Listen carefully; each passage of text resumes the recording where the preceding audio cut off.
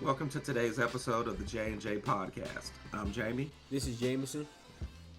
We want to welcome all of our listeners in. Just a reminder that just for part of the summer, due to vacations and travel, the podcast is going to be every other week. So we want to make sure that everybody is reminded of that.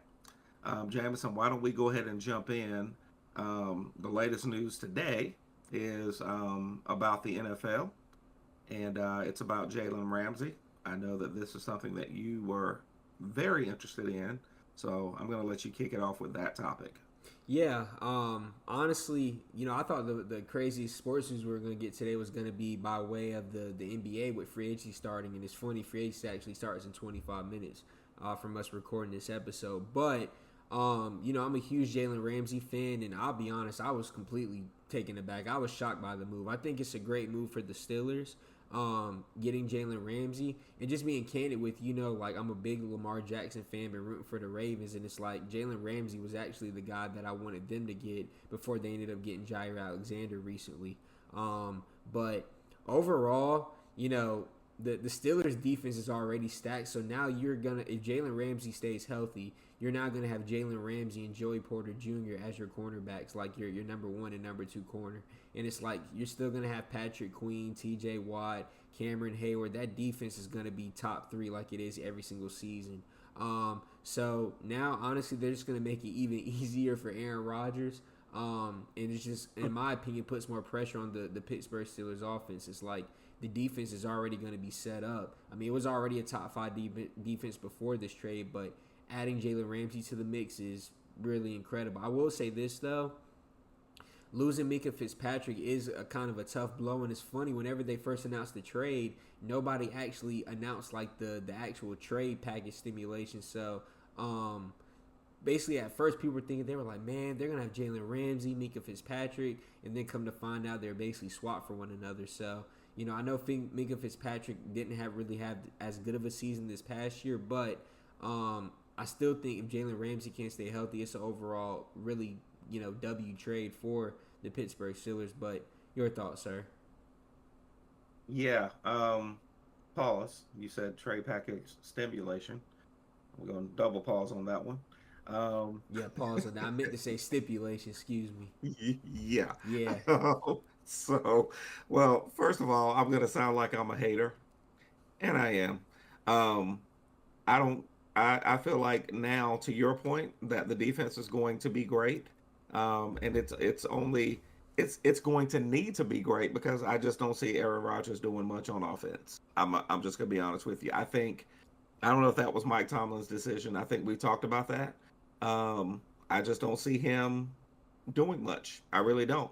I think they had better options. I think you should have kept, one or two of the guys that you had previously. I don't get it. Aaron Rodgers is, in my opinion, washed up. And so it's good that they are improving their defense because offensively, I think they're going to struggle, just like we saw the Jets struggle last year. I think they're going to struggle. So, great move for the defense. Jalen Ramsey is still an elite DB, but I just don't necessarily know. Um, I know it's going to help on the defensive end of the side of the ball. I just don't know if it's going to help the team overall, given that Aaron Rodgers is your starting quarterback. Yeah. And what do you hear all the time? That a team, if the quarterback is doing well, he gets all the credit. But if he's not doing well, then a lot of times, and I would just say this, it should be he gets all the blame. But that's also based on who the quarterback is, because we've seen no matter who the quarterback is, if they look a certain way, they're going to get all the blame, but very little of the credit. Um, so I just think it'll be interesting to see, regardless of how good the defense is, what the offense is going to look like. And I have absolutely no faith in what I think Aaron Rodgers is going to be able to do this year. Mm-hmm. Rightfully so. So those are my thoughts about that. Shifting because, as you alluded to, um, in an NBA free agency, it's starting in, like you said, about 20 minutes thereabout. And so we're going to shift over to the NBA. But before we start talking about free agency, a couple of other topics. Number one, we want to address the KD to Houston trade because let's be honest, for our listeners, you've been hearing us talk about this for a while. Facts. Um, we pegged this a while ago, and now what we neither of us thought was going to happen was that Jalen Green was going to be part of the package. And I said that. Um, Remember, I explicitly stated I was like, if they can find a way to have keep Amin Thompson, Sengun, and Jalen Green while getting KD, I was all for it. But yep. you go ahead. I didn't mean to cut you off, but yeah. No, no, no. Go right ahead because we're on the same wavelength. So go ahead and finish that thought. Yeah, here's what I'm gonna say. I love Kevin Durant. He's arguably, and in my eyes, he's the best scorer to ever touch a basketball. He's that special. But also, Kevin Durant is 37 years old, and I get it. He can still put the ball in the hoop. He's still a top 10 player when healthy. But really, the Rockets have set themselves up where if they don't win in this next 2 seasons, win a championship, you then just traded a 23-year-old up and coming rising All Star caliber player in Jalen Green. And I get it. Jalen Green didn't really play that well in the playoffs, and he kind of, really didn't rise to the moment. But he's also 23 years old, and he also just came off. He was coming off of literally his best season he's had throughout his, young career. So to trade a 23-year-old along with Dylan Brooks, who was like the glue of that team, really didn't make a lot of sense to me. And I get it. Kevin Durant, he's like I said, a top 10 player when healthy. He's gonna command a lot. But in my eyes, I'm like, why did you not try to trade Jabari Smith or some of those other pieces like Tari Eason, try to combine them in a couple more picks to try to still keep? Because think about it, you make a move like that and you still have Jalen Green, Amin Thompson, Sengun, and KD. What happens when Kevin Durant retires? You still didn't have that young core nucleus that you can continue to build around and just build towards for the future. Prime example of that was look what the Oklahoma City Thunder did. They literally built from the draft, and everybody on that team was young. They didn't go out there and try to trade for a Kevin Durant, a LeBron, a Giannis. They just built through the draft and were somewhat patient. So, I think Kevin Durant's going to be phenomenal for the Rockets, but in my opinion, I don't know if it's honestly enough. So, we'll see. Here's what I will say, and I agree with every point that you just made. I really feel like they should have found a way to keep Jalen Green. As much as I'm not a big Dylan Brooks fan, I think he is going to be their version of KCP Yeah, for the Nuggets. I think that he's going to be more important than they gave him credit for. Being that defensive player, having that defensive prowess, and also, that veteran presence. KD is a veteran, but KD is not necessarily a vocal leader. exactly. Very, very few. I mean, he hasn't been on a team where he's been like the guy who talks, and um, so I think Dylan Brooks was that. He's also, a key component to how that team played. And now I think you're going to lose some of that defensive tenacity that team has. I mean, I know that Udoka has them playing a certain way. I'll just be interested to see how that plays out because I really, really feel like Dylan Brooks is more of an important piece than people probably give him credit for being on that particular team. I So, completely uh, agree. yeah, so it'll be interesting to see how that plays out. I was gonna Um, add in two more quick things too regarding this trade. First off, because we talked about it, the Phoenix Suns, quiet as kept, they actually building a nice little solid young core. Now you have Jalen Green still, you have Devin Booker, you have Dylan Brooks. The fact that they got Malawach in the draft, we talked about that. That was my favorite draft pick. That was an absolute steal. I'm still shocked that he was there at 10 and that the Raptors didn't scoop him up. But on the flip side for the Rockets, one thing that I am kind of nervous about is because as currently constructed, they re-signed Fred VanVleet. They just re-signed Jabari Smith to a 5-year deal as well. So they still going to have a lot of young players. But they're rumored that in free agency, they might end up getting Dorian Finney-Smith, which we'll get to mhm. whenever we start talking about the Lakers. And they're also linked to Nickeil Alexander-Walker. So if they end up getting one of those two or both, the Rockets might be in the Western Conference Finals, man. Because I mean, that's a nasty team. well, we said that with the mindset of thinking that Green was still going to be there. Yeah, But now with these additional pieces potentially, I could actually see it. I yeah, really I could. agree. Yeah, yeah. So, well, you already kind of alluded to it. So let's talk about two things as far as the Lakers are concerned. The new ownership. All I'm going to say, and I'll go ahead and say what I'm going to say about this very briefly. Thank God. Um, that's that's it. Thank God. It's well past time. Um, it's there's not a whole bunch to add to that. Yeah, Thank God. facts, facts. And my expectation is, and we'll talk a little bit more about this about the free agency updates, but I hope now that somebody holds Rob Palinka's feet to the fire. Yep. Um, if Based on what happens now, because there are already ridiculous moves that have been made, and he's yet to do anything. So I have a major problem if with this new ownership, if Rob Palenka is still employed after this off season. Like it for me, it needs to happen. Um, we always have these conversations about, well, let's just wait and see. We've waited to see literally for the last 3 or 4 years, and he has done absolutely nothing. So the ownership, great. Rob Palenka still employed, so I still have a problem. I was gonna Your thoughts? I was gonna say I love the new Lakers ownership. The only thing I hate about it is it doesn't kick in until later this year. I wish it kicked in right now. Yes. But here's one thing that's beneficial, and we talked about this. We've been talking about this for weeks now, since the actual ownership change was announced. Rob Pelinka's under more pressure than ever this offseason, and we're about to get to it in a little bit with some of the Lakers free agency updates and rumors and stuff. But there's no guarantee that Luka Doncic resigns. He has until August 2nd to actually decide if he wants to re-sign a long-term contract with the Lakers. So if Rob Pelinka doesn't make the necessary moves, you could potentially miss out on Luka Doncic, like him re-signing long-term. And then, I already saw people kind of getting worrisome about it, but you saw the comments that LeBron opted into that 52, $53 million Agree. with the Lakers. But you saw the comments that Rich Paul made, and we can go and pump the brakes on that because I was watching NBA TV earlier, and Chris Haynes said that he literally spoke to Rich Paul, and he said that there's been no trade discussion. He believes that the Lakers have what it takes to maximize the Luka timeline, but also maximize and prioritize LeBron's timeline as well. So I don't think that LeBron's going anywhere.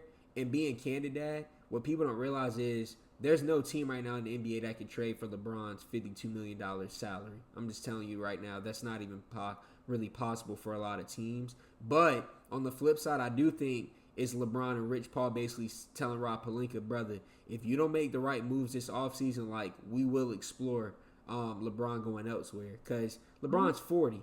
Like, It's time. it's time. It's like, it's we're done with this whole like LeBron putting up 26, 27, and then just losing in the first round, making it to the second round. It's like there's no excuse. You're the Los Angeles Lakers. You have Luka Doncic and LeBron James. There's no excuse as the GM to not be able to make the necessary moves to not only set up the Lakers to win right now, but in the future. It's like, I get it. They're now trying to prioritize Luka in the future, but at the same time, look at some of the moves that other teams have been making. It's like Kristaps Porzingis to the Atlanta Hawks, for example. That's a game-changing move that they barely had to give up any assets to get it. Or the Boston Celtics, I get they're about to be under a rebuild, but they literally turned Drew Holiday into Anthony Simons. Like, come on, bruh. It's like when I see moves like this happen across the league, it's like, Rob Pelinka, what are you doing, bruh? And I get it. Free agency's about to start literally in 10 minutes, so we're going to see what happens with him. But, to your point, as you always said, literally, like, it's like teams and stuff throw Rob Pelinka lobs. Like, we're about to start talking about DeAndre Ayton. It's like, if you can't sign DeAndre Ayton after he gets bought out and make some of these correct moves to just build a championship contending roster, you got to go. It's that simple. Listen, here's what I'm gonna say about Palenka. He's about to become LA's most wanted. Forget what happened with Nico Harrison. Um, that if he doesn't do something, like literally, there's this meme and it shows like a stick man literally holding a stick saying "Do something."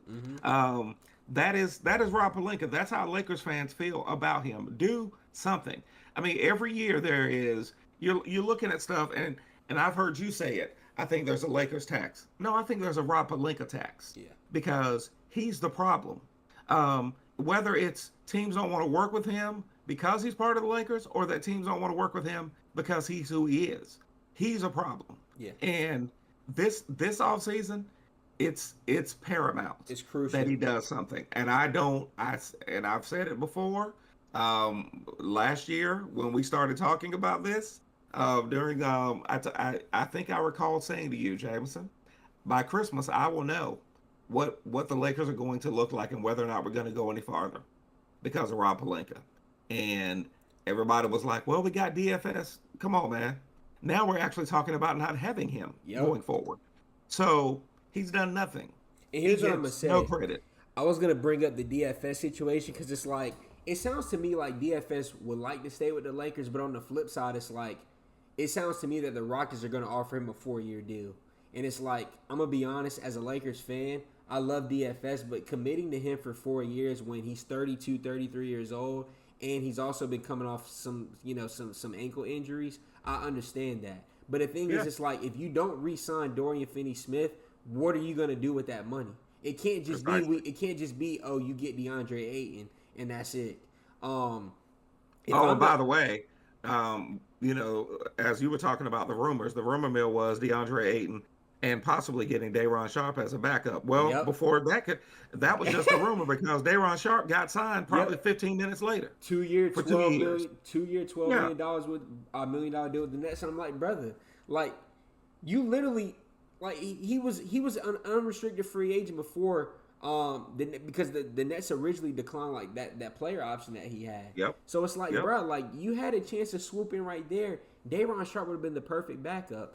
Even another name that's started to be thrown around in Lakers rumor mills today is Nick Richards for the Nick Suns. Richards. I'm Yep, like, and think about it. Here's my ideal offseason for the Lakers.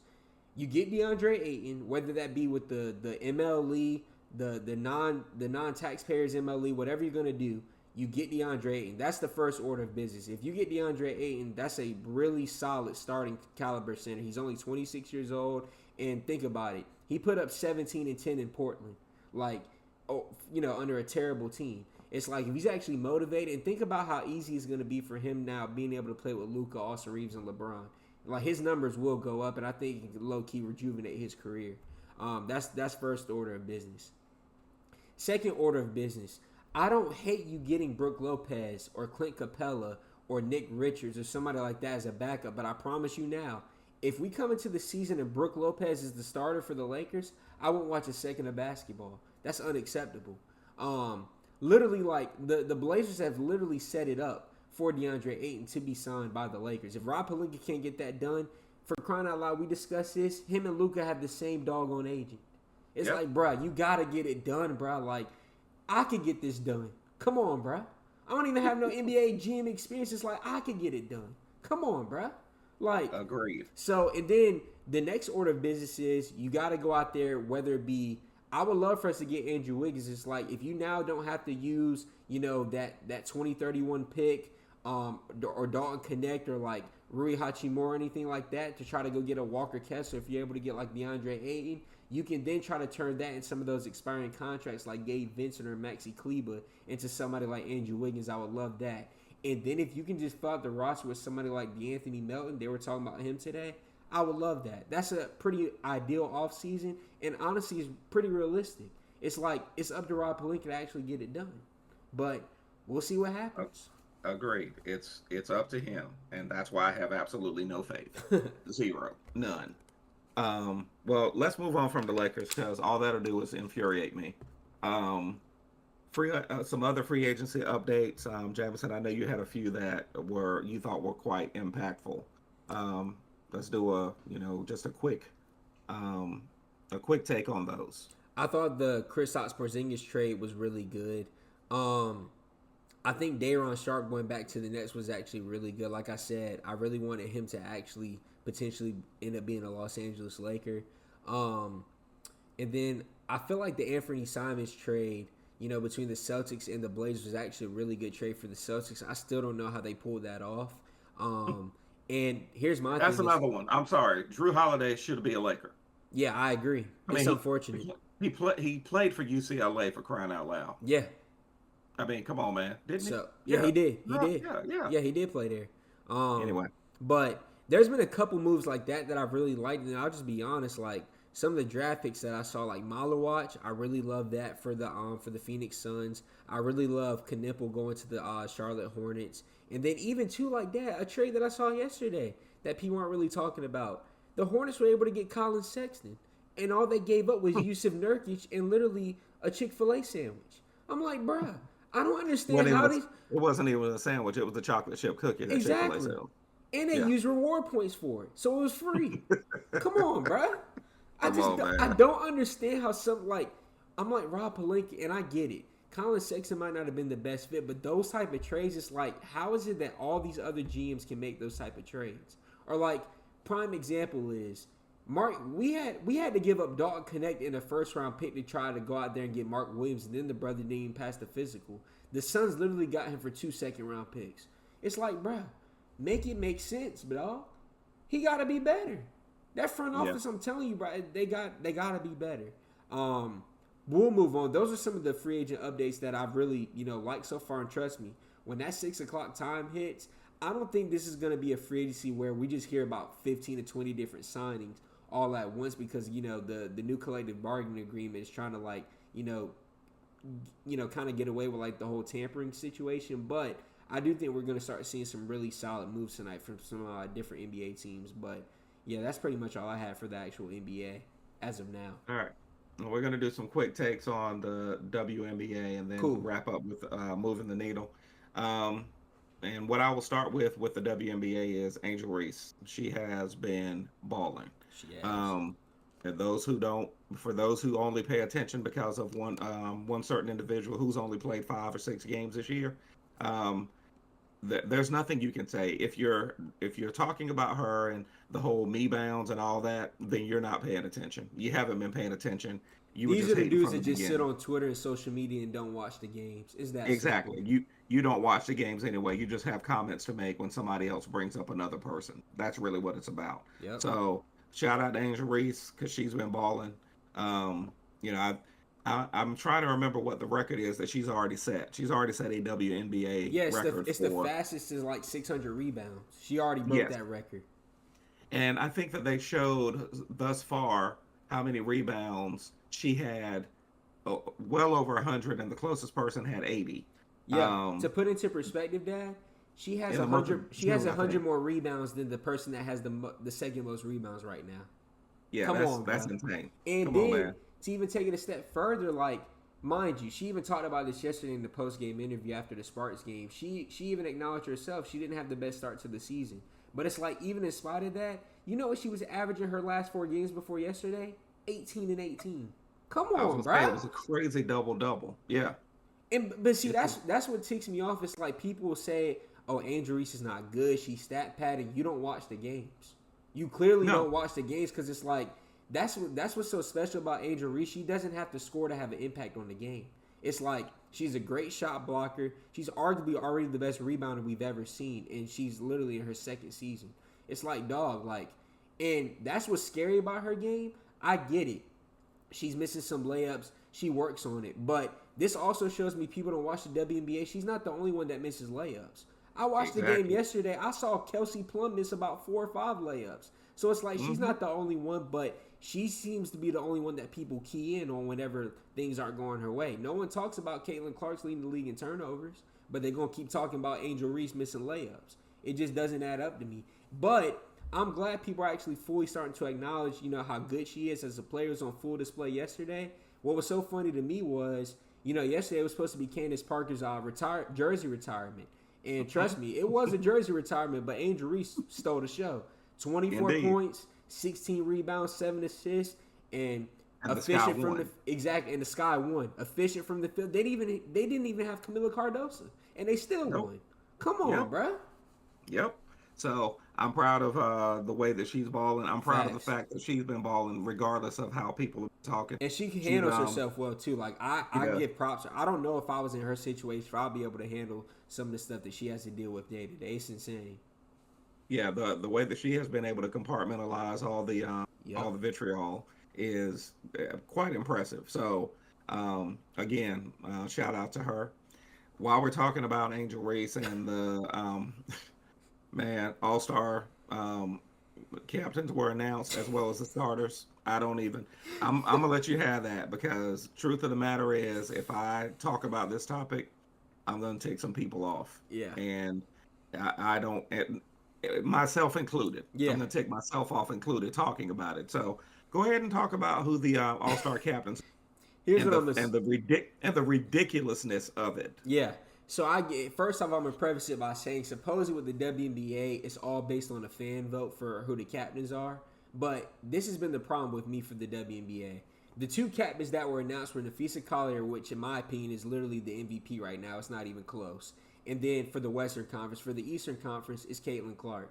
And here's what I'm gonna say: Caitlin Clark's a great basketball player. She's still young. She's great for the game. She's easy to market. I get all that. But how does someone play 4 to 5 games? She's missed more games than she's played, and she's named an All-Star captain. It's like it's disrespectful to the players that are actually balling out there, giving it their all every night. And it's like I get it. Caitlin Clark can't help that she's hurt.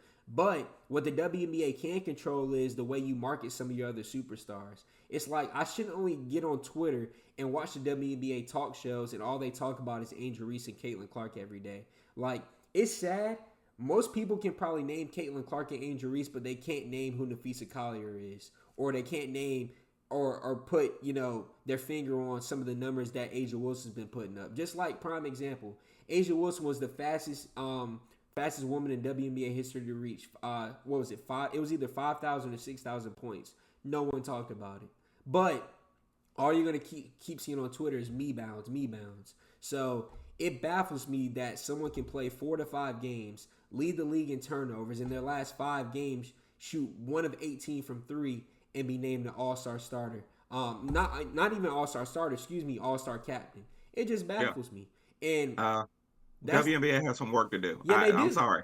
Yeah, if you want those of us who actually watch basketball and those Yep. of us who care about basketball, if you want us to take you seriously, you better fix that Facts. quickly. It's bad ball. And I'm telling you, it's like that. I get it. Like right now, Caitlin Clark's probably the most marketable player, but I'm like, long term, if that's going to be your only focus, you're never going to be able to continue to grow the game like you want to be able to. It's like we talk about that with the NBA. It gets annoying when all we hear about is the Lakers this, the Knicks this, the Warriors this. It's like there's so many other teams out there and players that are putting up crazy numbers. But the difference is for the NBA, they already have a solid fan base. And real hoop heads like me and you, we still talk about the Amen Thompsons, the Kay Cunninghams of the world. It's like for the WNBA, a lot of people already aren't watching, and it's like you're not taking any steps to actually try to gain those viewers when you continue to market the same players day in and day out. It's bad ball. So Terrible. it's It's nasty. And terrible. then I'm gonna read you the starters. They just announced the starters actually before we started recording. So the starter pool is, of course, I already said Caitlin Clark, Nafisa Collier, Aaliyah Boston, Paige Beckers, which I love me some Paige Beckers, but I'm like, bro, the wings stink. The And I get it. wings She's been are putting up some numbers, but she hasn't had a better season than Skylar Diggins. She hasn't. no, She hasn't had a no, better season than Alyssa Thomas. Alyssa nope. Thomas might be second in MVP voting right now, if you ask me, and she's not even an All-Star starter. But I'll keep going on the list. Incredible. Yeah. Alicia Gray, shout out to her. She's really improved since an arrival too. Like you remember we were talking about that. I was like, watch some of these women that played an arrival, they were going to take that next step. She was one of them. Yep. So congrats to her. Sabrina Ionescu, she had an abysmal start to the season. You Sorry. can't you can't tell me No. right now that Shouldn't be a Sabrina starter. Ionescu deserves to make it over Skylar Diggins or Alyssa Nope. Thomas or even Angel He Reese. should. That's He should bad not be ball. a starter. Sorry. And I listen. Yeah, I'm gonna say it. We know why she's on the. We know We know what why time it Caitlin is. Clark is the captain. I mean, come on, man. And we Dad, know why Ionescu, or whatever, however you pronounce her name. prime Um, example for the Liberty is like Natasha Cloud, her own teammate has had a better season than her yes. from start to now, and she's not even a starter. It doesn't make sense, bruh. So Ionescu, Neko Gumake, she was the one representative from the Storm, but like I said, it should have been her and Skylar Diggins. Satu Sabali, huge shout out to her. She's been phenomenal. Yep. But I'm like, if Satu Sabali's gonna make it, how does her teammate Alyssa Thomas not make it? It just doesn't add up to me. Brianna Stewart, I knew she was gonna be up there. She's top 3 every year. I can't even debate that one. And Asia Wilson, of course. But I'm like, Alyssa Thomas, Angel Reese, and Skylar Diggins aren't on that list. Come on, bruh. Like Angel It's Reese, in my ridiculous. opinion, deserved to make it over Leah Boston. Because here's what Oh, I'm gonna I say, agree. Dad. I've been saying this for the longest. If you actually watch the Fever games, the best player on that team is Kelsey Mitchell, but no one talks about it. I would agree. Kelsey I Mitchell would puts up absolutely agree. consistent numbers, and when they need a bucket, they go to her. So I'm telling you, bro, there's some agendas being pushed behind the scenes with the WNBA. I'm not for it at all. It's bad ball I'm if you not. ask me. And you're getting ready to lose folks like us who really like Facts, to watch facts. basketball and pay attention to the game because we see the narrative that's being created. Yep. They also ticked So, me off again too today because they announced the three new expansion teams. How was mhm. Charlotte not one of the teams? Like Man, Detroit, I what was it? tweet Detroit, Cleveland, and what was the other one? Philly. Philly. The fact that Charlotte was not one of the teams is felonious. I Bro, mean, it just really is. Cleveland does not need another basketball team, bro. That's No, bad ball. Nor no. does Detroit. How about y'all make sure that your NBA teams get better first? Same with How about Philly, that? bro. Same with Philly. Well, I'm saying that about Charlotte and their team's not very good. But to be perfectly honest with you, I think that if they brought a women's basketball team to the WNBA, Oh, back to the WNBA, you'd have more people going to that game than you do some of the we've Hornets talked game. about that. It's like you see how much Seriously. support the Hornets fans still give, and they suck year in and year out. So it's like Yep, people love basketball in North Carolina. It's called the Hoop State for a reason. It's that's like right. if they had a WNBA team, we would rally around it in a heartbeat. For sure. Simple. For sure. So, all right. Well, we're going to wrap up today's episode with moving the needle like we always. Jameson, what you're moving the needle for this week? I'll keep this quick. My moving the needle was, I'm a big gamer. They announced that EA Sports College Basketball is coming back in 2028. I wish I could take Mm. a time machine and just go ahead and go to the future to 2028. But I'm telling you, bruh, that jump really moved the needle for me today, man. I was on cloud nine when I saw that tweet. It should make this very, very interesting with the new NIL stuff that's happening. Facts. How that's going to play out because we've talked a long time the fact that 2K had no competition. We remember from the NBA Live days how good Yep. that was, and that they weren't able to keep that going. It wasn't as good of a product. So I'm hoping that this will create that competition Same. so that the monopoly is taken away from 2K because it's they get people every year. Everybody Facts. gets hyped about it, and then midway through the year, after you've had the game for a couple of months, everybody's mad and everybody's complaining. I thought it was better. I thought no, yeah, you get hoodwinked every And year. what's sad is, me, they always get me because it's like I have no other alternative if I want to play a basketball game, and I love basketball so much. It's like that's the only Hey, I option I didn't mention have. any names. I Hey, didn't mention any I'm names. a, Hit hey. dog a holler apparently, because I didn't mention any names. I was speaking in generalizations, my Hey, brother. I'm a part of it, dog. I can't even lie. So that's Cool. hilarious. All right, my moving the needle. Shout out to Drake Powell, um, number 22 pick in the NBA draft. There's always talk every year about Carolina not putting guys in the NBA. The argument from that school in Durham is always, oh, you got these number of draft picks. They did it again. They've got their starting five, I think, got drafted in the first round. So help me understand how that keeps happening, but you can't win a championship because these were college players, or at least they were supposed to be. So I just want to shout out to Drake Powell because I think he's going to do great things. I think it's going to take some time. I honestly, and this is just my opinion, I think he could have benefited from an additional year, but I'm not upset with him. Go and be great. Go get your paper. Do what you do. But I wanted to give a shout out to Drake Powell. I think he's going to be a special player at the next level as long as he gets the right opportunity. And I think he got picked by a team that will probably give him a shot. So shout out to Drake Powell. Facts. All right, that's going to wrap for this week. We appreciate everybody listening in. Same bat time, same bat channel in 2 weeks. Yeah, yeah. Y'all, exactly. Y'all take care. Peace.